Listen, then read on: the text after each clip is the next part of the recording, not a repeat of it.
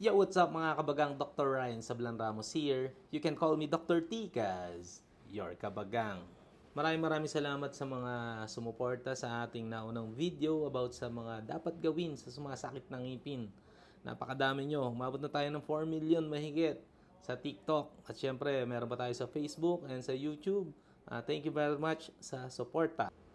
Alam nyo ba, minsan, kahit anong home care remedy ang gawin natin.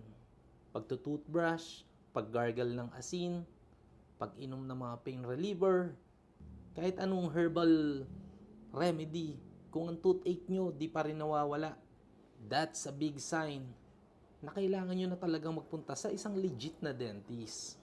Kasi baka may cavity na malalim, infection, o baka naman kailangan ng treatment like pasta, cleaning, or even root canal. At syempre, last option natin is bunot. So guys, laging tandaan, yung home care remedy is good for only temporary relief. Pero kung pain persists, huwag nang pagtagalin. Pumunta na agad sa dentist para maagapan. Mas okay yung maaga kaysa lumala pa yung sakit. Kayo din ang magsasuffer niyan mga kabagang. Karamihan sa atin, walang budget para magpatingin sa ngipin.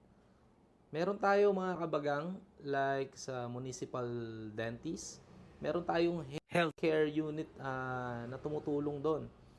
So, pwede kayong magtanong kung baka mamaya meron mga free na bunot, like pasta, mga ganyan. Pwede kayong pumunta. Pwede rin sa mga barangay. Kung meron kayong mga RHU at merong mga dentist na nakatalaga doon, pwede niyong puntahan para makatulong sa inyo kung wala talagang budget. Pero, kung meron naman, lagi po tayong pumunta sa ating mga dentist. Actually, every 6 months, okay po yun. Kahit nga 3 months, every 3 months, para ma-check up ng mabuti yung mga ngipin nyo. At maiwasan ang pagsakit ng inyong mga ngipin. Ang dami nagtatanong sa TikTok kung ano ang dapat gawin.